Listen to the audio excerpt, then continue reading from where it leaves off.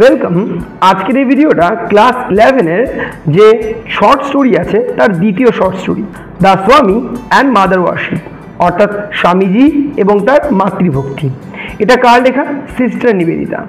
Sister Nivedita স্বামীজির সাথে যতদিন তার শিষ্যা হিসেবে ছিলেন, তার থেকে যা শিখেছেন তার শিষ্যা হিসেবে তা নিয়ে একটা বই লিখেছেন, যাতে বেশ কয়েকটা চ্যাপ্টার রয়েছে। সেই বইটারই একটা অংশ। বইটার নাম হচ্ছে the master as I saw him. এটা পাবলিকেশন হয়েছিল 1910 সালে। ওনার সাথে থেকে থেকে যে অভিজ্ঞতা লাভ করেছিল, সেই অভিজ্ঞতা থেকে বিভিন্ন শিক্ষাও পেয়েছিল।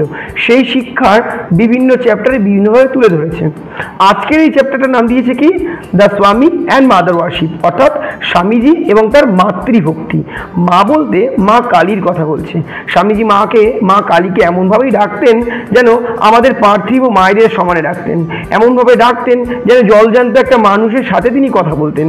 এই পুরো বিষয়টা উনি দেখেছেন, প্রথম জীবনে অবাক হয়েছেন এবং সেখান থেকে শিক্ষা নিয়ে নিজের জীবনে কি করে অ্যাপ্লাই করেছেন সেগুলো উনি পরবর্তী টেক্সটগুলোতেও বলেছেন। এনার দুটো গল্প এবছর তোমাদের রয়েছে। আজ তার প্রথম গল্পটা। আরও একটা গল্প আছে অমরনাথ নিয়ে, সেটা তোমাদের লেসন 3। যাকে আজকের এই ভিডিওতে তোমরা এই যে পুরো টেক্সটটার উপরে একটা সামারাইজ ভার্সন পাবে। এই পুরো টেক্সটটা কিন্তু বেশিরভাগটাই আধ্যাত্মিকতার উপরে রিলেটেড। এবার স্পিরিচুয়ালিটি বা আধ্যাত্মিকতা এমন একটা বিষয় যেটা আমাদের মধ্যে ম্যাক্সিমামের পক্ষে বোঝাটা একটু কষ্টকর। হ্যাঁ, মানে টপিকটা এতটাই বড়, শব্দটা এতটাই ভারী যে ক্লাস 11-এর একটা বাচ্চার পক্ষে নেওয়া হয়তো একটু কষ্টকর। আবার এমন ক্ষেত্রে অনেকেই আছে ক্লাস 11, 6, 7, 8 বছর বয়সেই হয়তো এই আধ্যাত্মিকতার লেসন তাদের জীবনে শুরু হয়ে গেছে। আধ্যাত্মিকতা কি, এখান থেকে উনি কি শিখলেন, সমস্ত কিছু বলবো। আগে স্টোরিটাকে ইম্পর্টেন্ট জায়গাগুলোকে বলে আসি, কারণ এই গল্পটাতে এতটাই জিনিস রিপিট হতে থাকবে যে কখনো কখনো মনে হচ্ছে যে এক জিনিসই বলা হচ্ছে। তাই সম্পূর্ণ টেক্সটের থেকে সামারাইজ ভার্সনটা বেশি কাজে লাগবে। তাই এই সামারিটা অবশ্যই মন দিয়ে শেষ পর্যন্ত দেখবে। আর একটা 10খানা প্রশ্নের MCQ পরীক্ষা দেওয়ার লিঙ্ক থাকবে, ডেসক্রিপশন বক্সে লিঙ্কটা দেওয়া থাকবে। টাচ করে পরীক্ষা দিয়ে দেখে নিও কত পাচ্ছ, তোমার প্রিপারেশনটাই বা কেমন। আর আমার রিকমেন্ডেশন যেমনি সবসময় থাকে যে সামারি সব নয়, সামারি পড়ে একটা আইডিয়া নাও, তারপরে মূল টেক্সট কিন্তু পড়াটা তোমার একটা স্টুডেন্ট হিসেবে কর্তব্য থেকেই থাকে। এই গল্পের শুরু থেকেই সিস্টার নিবেদিতা স্বামীজির থেকে প্রত্যক্ষ এবং পরোক্ষভাবে কি কি শিক্ষা নিয়েছেন সেগুলোই দেবেন। চলো দেখি আমরা একটু একটু করে জানি যে কি কি উনি শিখেছেন এবং সেখান থেকে আমরাও আমাদের জীবনে শিখে কিছু কাজে লাগাতে পারি কিনা। স্বামীজি যে ধর্মচেতনা ছিল সেটা দুটি ভাগে ভাগ করেছিল, এক ব্রহ্ম আর দুই মা। অর্থাৎ একদিকে ওনার কাছে ব্রহ্ম আর একদিকে মা অর্থাৎ মা কালী। স্বামী বিবেকানন্দ জীবনের প্রথম থেকেই ছিলেন ব্রহ্মজ্ঞানী, 6 থেকে 8 বছর বয়স তখন থেকেই। এবং ওনার জীবনের লক্ষ্য ছিল যে ব্রহ্মজ্ঞানটাকে অ্যাচিভ করা, যে আমি কী করে সেখানে পৌঁছতে পারবো। আর তার থেকেও বড় কথা, ওনার যে দর্শন চিন্তাভাবনা ছিল সেটা অদ্বৈতবাদ। এবার এই অদ্বৈতবাদ নিয়ে একটু বলে দিই। দ্বৈত এবং অদ্বৈতবাদ বা দ্বৈতাদ্বৈত, এই তিনটে ডিফারেন্ট ফর্ম অফ ফিলোসফি, যেখানে কিনা কেউ আকারবাদে বিশ্বাসী, কেউ নিরাকারবাদে বিশ্বাসী, কেউ বলে দুইয়ের মধ্যেই আছে।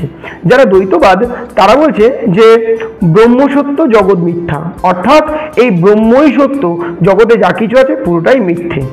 আবার যারা অদ্বৈতবাদ তারা বলছে আমিই ব্রহ্ম, অর্থাৎ এই সমস্ত কিছুর মধ্যেই ব্রহ্মজ্ঞান অর্থাৎ ব্রহ্ম বাস করছে। এই দুই রকম ফিলোসফি পৃথিবীতে এক্সিস্ট করে। আমাদের স্বামীজি অদ্বৈতবাদে বিশ্বাস করতেন, ওনার দার্শনিক চিন্তা ভাবনাটাই ছিল অদ্বৈতবাদ। আর উনি নিজে ছিলেন ব্রহ্মজ্ঞানী। ব্রহ্মজ্ঞানটা কি? কোনো কিছুর প্রকৃত সত্য জানা, অর্থাৎ সমস্ত কিছুর মধ্যে প্রকৃত সত্যের সন্ধান শেষ পর্যন্ত খুঁজে বার করাটাই হচ্ছে ব্রহ্মজ্ঞান।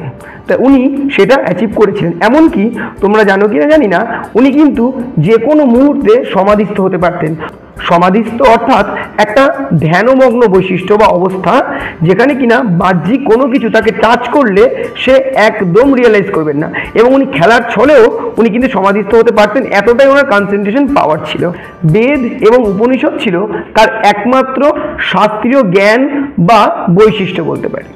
আর 5টা সাধারণ শিশু যেমনি তার মায়ের সাথে দুষ্টুমি, মায়ের প্রতি মগ্ন হয়ে সবসময় মা করা, ঠিক একই রকম স্বামীজিও প্রত্যেকটা মুহূর্তে মা করতো। এবং প্রত্যেকটা মুহূর্তে তার খেলার চলে হোক, তার ভালো মন্দ সমস্ত কিছু দুষ্টুমি করা সবই মায়ের সাথে করতেন, অর্থাৎ মা কালীকে নিজের মায়ের সমতুল্য হিসাবে দেখতেন। স্বামীজি তো বিশ্বাস করতেন যে সমস্ত মানুষ, এই পৃথিবীতে যত মানুষ আছে সবাই যে সুখের সন্ধান করে তা নয়, কেউ দুঃখকেও আলিঙ্গন করে নেয় নিজের জীবনের সাথে, যে হ্যাঁ এটাও তো জীবনের একটা অংশ। এবং তিনি জীবনে ঠিক এই জায়গাটাতেই পৌঁছতে চেয়েছিলেন, মানুষকে এটাই বোঝাতে চেয়েছিলেন যে ভালো বা মন্দ এর মধ্যে কোনো পার্থক্য নেই। আমরা ভালো বা মন্দকে যদি একাত্ম করে দেখতে পারি তাহলে আমাদের মধ্যে কোনো ভেদাভেদ পার্থক্য কোনো কিছুই থাকবে না। তাই উনি নিজের এই চিন্তাভাবনার স্বার্থে ভয়ঙ্করকে পুজো করতেন, অর্থাৎ দেবীর ভয়ঙ্কর রূপটিকে পুজো করতেন। কারণ উনি মনে করতেন যে কোনো দেবদেবীর ভালো দিকটার পাশাপাশি খারাপ দিকটা একই রকম গুরুত্বপূর্ণ। তাই জন্যই তো হিন্দু ধর্মের বৈশিষ্ট্যের মধ্যেই পড়ছে যে আমরা যমরাজ শনিদেবকে ততটাই পুজো করি যতটা অন্যান্য দেবদেবতাদের পুজো করি। স্বামীজি কখনোই মা কালীকে তুষ্ট করার জন্য নয়, মা কালীর অশুভ শক্তিকে তুষ্ট করার জন্য যে বলি দেওয়া হয় সেটাকে সমর্থন করেননি। উনি বলেছিলেন যে মা কালীর একটা পিকচারকে সম্পূর্ণতা প্রদান করতে যদি একটু রক্তের প্রয়োজন হয় তাহলে ক্ষতি কী, এই কথাটা উনি অবশ্যই বলেছিলেন। তিনি মনে করতেন মানুষ যে উদ্দেশ্যে বলিদানটা করেন সেটাকে অশুভ শক্তির উপাসনা করা, কিন্তু তার উদ্দেশ্য, তার কথা বলার অর্থটা ছিল একটু আলাদা। উনি মনে করতেন ভয় এবং চেতনাকে মানুষ যেন তার মন থেকে দূর করে দেয় এবং অশুভ শক্তি, ভয়, ধ্বংস এসবের মাধ্যমে মাকে স্বীকার করে নিতে, অর্থাৎ মায়ের এই বৈশিষ্ট্যগুলো এইগুলোকে স্বীকার করে নিতে। কিন্তু মায়ের অশুভ শক্তির যারা কিনা ওই পাশে ডাকিনী যোগিনী ছিল তাদেরকে আরাধ্য করার জন্য, অর্থাৎ তাদেরকে সন্তুষ্ট করার জন্য বলিদানে উনি এর একদম বিপথে ছিলেন। উনি মনে করতেন একটা ছবিকে কমপ্লিট করার জন্য, অর্থাৎ মা কালীকে সম্পূর্ণতা প্রদানের জন্য যতটুকু রক্তের প্রয়োজন তাতে ক্ষতি কী। স্বামীজি জন্ম থেকেই ছিলেন ধর্মজ্ঞানী এবং তা শেখানোর জন্য অর্থাৎ ভালো প্রশিক্ষকও ছিলেন, এবং তিনি কখনোই মনের অন্তর্দ্বন্দ্ব অর্থাৎ ডাউটকে কখনো প্রশ্রয় দিতেন না। একই রকমভাবে যখন নাকি ভগিনী নিবেদিতার মনে প্রশ্ন জাগলো যে মা কালী কি শিবে অর্থাৎ মহেশ্বরেরই কি কল্পনাপ্রসূত, তখন তিনি তাকে কোনো রকম বাধা দেননি। উনি মনে করেছেন তুমি যেভাবে তুমি মা কালীকে নেবে মা কালী সেটাই, অর্থাৎ উনি সবসময় মানুষের ডাউটকে মনে করতেন সে নিজের মতো পথ ধরে যেন এগোয়, তাহলেই সে একটা সময় নিজেই তার সুরাহা বার করবে। মনে যার প্রশ্ন জাগবে উত্তর পর্যন্ত সে নিশ্চয়ই পৌঁছবে। তাই তার এই প্রশ্নের উত্তরটা এমনভাবে দিয়েছিলেন যে হ্যাঁ তাই ঠিক, তবে তুমি তোমার মতো করে উত্তর পাবে। স্বামীজি বিশ্বাস করতেন, ভগিনী নিবেদিতাকে বলেওছিলেন যে আমি আমার গুরু অর্থাৎ শ্রী রামকৃষ্ণ পরমহংসদেবের থেকে যা শিখেছি সেটা হচ্ছে ধর্ম আর কিছুই নয়, ভাষার মতো। অর্থাৎ একটা মানুষকে যখন নাকি কিছু বোঝাতে যাবে তার ভাষায় বলতে হবে, ঠিক ধর্মও তাই, যাকে যে ভাষার মানুষ সেই ভাষায় বোঝালে সে ভালো বুঝবে, তাকে সেই ধর্মের টার্মগুলোকে ব্যবহার করে বললে সে ভালো বুঝবে। অর্থাৎ আমি যদি কারো কাছ থেকে জল চাই আমি আমার ভাষায় জল চাইবো, আর সে বুঝবে না যদি তাকে, সে যদি ব্রিটিশ হয় দেখা গেল সে বাংলা ভাষা জানে না, তার কাছে যদি জল বলি তাহলে সে বুঝবে না, তাকে আমাকে ওয়াটার বলতে হবে। একই রকমভাবে হিন্দি ভাষায় আমাকে পানি বলতে হবে। তাহলে কোনো একটা মানুষকে আমার মনের ইচ্ছা প্রকাশ করার জন্য তার ভাষাটা জানতে হবে। তাই উনি বলেছিলেন ধর্ম আর কিছুই নয়, একটা ভাষার সমান, প্রত্যেকে একই জিনিসকে আমরা আলাদা আলাদা নামে জানি এবং তাকে তার নাম ধরেই যদি বোঝাই তাহলে ধর্মের মতো পবিত্র এবং পরিষ্কার এবং স্পষ্ট কিছু আর পৃথিবীতে হয়ই না। একসময় কালীঘাটে কোনো এক সভা হবে এবং সেইখানে বক্তৃতা দেবেন আমাদের ভগিনী নিবেদিতা। তখন যোগ্য এক শিষ্যা হয়ে উঠেছিলেন। তখন স্বামীজি তাকে বারবার করে একটা জিনিস বুঝিয়ে দেয় যে সে তোমার কোনো বিদেশি বন্ধু হোক কি না কেন, সে যে যাই হোক না কেন, যারা এইখানে শুনতে আসবে এই সভাতে তারা যেন প্রত্যেকে জুতোটা খুলে বসে। অর্থাৎ সমতার উপরে উনি বিশ্বাসটা তার মধ্যে ঢুকিয়ে দিয়েছিলেন যে যেভাবেই আসুক না কেন এইখানে আসার পরে যেন সাম্যতা সবার মধ্যে বিরাজ করে। এমনকি স্বীকারও করে নিয়েছিলেন ভগিনী নিবেদিতার কাছে যে প্রথম জীবনে তিনি কিন্তু মা কালীর বিরোধিতা করতেন, এমনকি তিনি পছন্দ পর্যন্ত করতেন না, তবে শেষ পর্যন্ত তাকে আত্মসমর্পণ করতেই হয়েছে মা কালীর কাছে তার মহিমা দেখে। এমনকি শ্রীরামকৃষ্ণ তো তাকে উৎসর্গ করে দিয়েছিলেন মা কালীর উদ্দেশ্যে। তিনি উপলব্ধি করেছেন এবং বুঝিয়েছেন আমাদের ভগিনী নিবেদিতাকে যে ছোট বড় এই পৃথিবীতে আমরা যা করি না কেন এই সমস্ত কিছুই কিন্তু মা কালীর নির্দেশ অনুযায়ী করে যাচ্ছি। যতদিন তিনি শ্রীরামকৃষ্ণের মহত্ব বুঝেছিলেন তার আগে শ্রীরামকৃষ্ণকে উনি মনে করতেন যে কোনো একটা শিশু যে মানসিক অসুস্থ, যে মা কালীর স্বপ্ন দেখে, অর্থাৎ শ্রীরামকৃষ্ণ মা কালীকে এমনভাবে দেখতেন তার ওই পাগলামো দেখে মনে করতেন যে মানসিক অসুস্থ এক শিশু যে কিনা মা কালীকে স্বপ্নে দেখেন, এমনভাবেই তিনি ভাবতেন। স্বামীজি বললেন ভগিনী নিবেদিতাকে যে আমাকে অর্থাৎ স্বামীজিকে মা কালীর উদ্দেশ্যে উৎসর্গ করে তারপরে আর 2 বছর বেঁচে ছিলেন না শ্রীরামকৃষ্ণ। সে তার নিজের দেহটাকে আর ধরে রাখতে পারেননি। একই রকমভাবে কিন্তু গুরু নানকের ক্ষেত্রে হয়েছিল। তার যোগ্য শিষ্যর জন্য সে তার পরিবার সমস্ত কিছুকে ত্যাগ করে দিয়েছিলেন, যে আমি একটা যোগ্য শিষ্য পেয়ে গেছি, এবং তাকে তার নিজস্ব সম্পূর্ণটা যতটা দেওয়ার ছিল দেওয়ার পরে আর বেশি দিন বেঁচে ছিলেন না, মরে গেছেন। এটা হয়, তোমরা হয়তো তোমাদের পাড়ায় বা কোনো এরিয়াতে কোনো মানুষকে দেখবে যারা তান্ত্রিক বা যারা কিছু ধর্মজ্ঞান অর্জন করেছে, তারা তার জ্ঞানটা কাউকে দেওয়ার পর আর বেশি দিন বেঁচে থাকেন না। সেটা স্বামীজিকে জ্ঞান দেওয়ার পরেও আর রামকৃষ্ণ বেঁচে ছিলেন না, নাই বা গুরু নানক তার জ্ঞান তার শিষ্যকে দেওয়ার পরে নিজেও বেশি দিন বেঁচে ছিলেন। একই রকম ঘটনা ঘটার পরে যখন মারা যান, তো সেই উদ্দেশ্যেই আমাদের ভগিনী নিবেদিতা জিজ্ঞাসা করলেন স্বামীজিকে, আচ্ছা স্বামীজি, ভবিষ্যৎ প্রজন্ম কি আমাদের শ্রী রামকৃষ্ণকে কি সেই সম্মানটা দেবেন বা অবতার হিসেবে দেখবেন কি মা কালীর? তখন স্বামীজি উত্তরে বললেন, কেন নয়, এখানে কোনো সন্দেহই নেই। ভবিষ্যৎ প্রজন্ম এটা বুঝবে, জানবে যে মা কালী রামকৃষ্ণের দেহটাকে ব্যবহার করেছিলেন, নিজের অবতার হিসেবে পাঠিয়েছিলেন নিজের উদ্দেশ্যের জন্য। বিবেকানন্দ বলতেন যে আমি বিশ্বাস করি না যে এমন কোনো মহাজাগতিক শক্তি নেই যাকে আমরা মা কালী বলে জানি। অর্থাৎ উনি মানতেন যে মা কালী বলে এক মহাজাগতিক শক্তি রয়েছে। ঠিক যেমনি আমাদের মস্তিষ্ক বেশ কিছু সেল নিয়ে তৈরি হয় এবং সেখান থেকে তৈরি হয় চেতনা। তোমরা কি কখনো চেতনাকে দেখেছো? না, কিন্তু সেল দেখা যায়, তুমি অনুবীক্ষণ যন্ত্র দিয়ে হলেও দেখতে পাবে। তবে সেখান থেকে তৈরি হওয়া চেতনা কি দেখতে পাও? পাও না।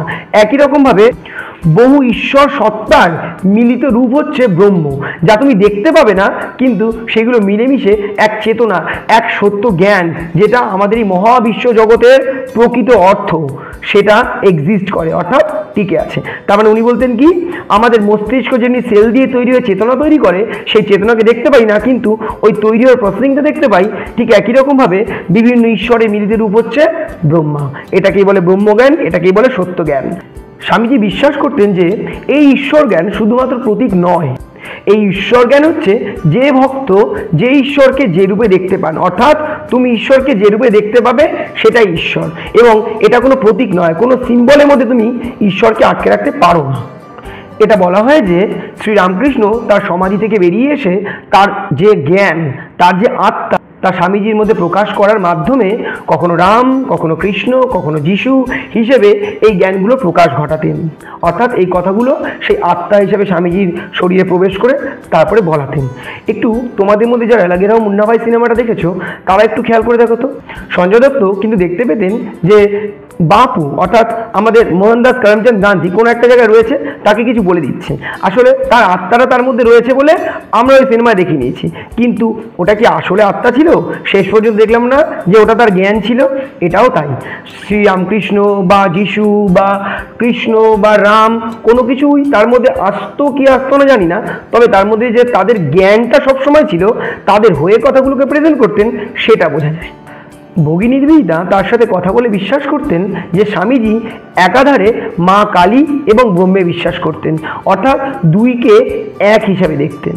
স্বামীজির মতে ঈশ্বরকে যখন নাকি নিজের উপলব্ধির মাধ্যমে আমরা অর্জন করতে পারি, তখনই তা ব্যক্তিগত হয়, অর্থাৎ ঈশ্বরকে নিজের মধ্যে আনতে হবে।